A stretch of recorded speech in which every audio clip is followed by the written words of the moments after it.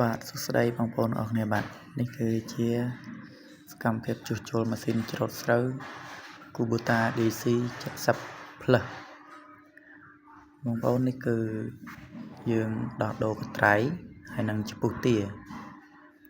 ដោយសារតែចំពុះទាយើងវាសឹកអស់ហើយកត្រៃយើងក៏វាសឹកដែរដូច្នេះហើយយើងមានដូរថ្មីហើយវីដេអូនេះដែរគឺខ្ញុំថតនៅពេលយប់ហើយធ្វើនៅពេលយប់ដូច្នេះហើយគឺវាងឹតរៀងលំបាកដែរម៉ោង 9 ម៉ោង 10ហើយកំពុងតែបញ្ចូលកន្ត្រៃនេះគឺអត់ដឹងមូលហេតុអីទេគឺវាយកន្ត្រៃអត់ចូល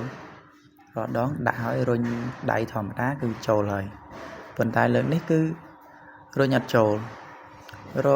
ចុះរឡើងវិញលោវាគៀបវាកល់អីរត់ឃើញហើយបងប្អូនមានដឹងអត់ខ្ញុំខំគោះចំពុះទាផងវិញលោវាកល់វាអីខ្លាំងអញ្ចឹងណាមានណាបងប្អូន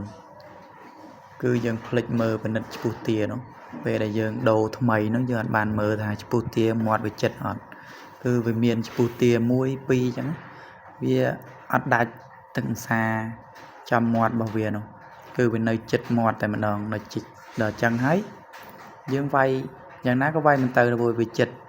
ហើយដូចរាំងស្ទះអញ្ចឹងរមាំតាំងឃើញគឺរចុះរឡើងទម្រាំតែពិនិត្យមើលឃើញថាចំពុះទាវាចិត្តមុខយើងផ្លែកត្រៃរុញអត់ចូលមាំតាំងរឃើញហើយដល់ពេលខំគោះយកអាញួរដំផងយកគួលឈើដំផងមិនក៏មិនទៅតតែយើងពិនិត្យមើលថា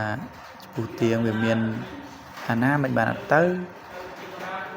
បានដឹងថាចំពុះទានឹងវាជាប់មុខជាប់គ្នាវាអត់មានហាមាត់ទេអញ្ចឹងបងប្អូនមុននឹងដោះដូរចំពុះទាអីមើលឲ្យសិនកុំឲ្យដូចខ្ញុំហើយខ្ញុំនេះវាហួសហើយគឺវាយកាត់ជុំមកយប់មាំទៅ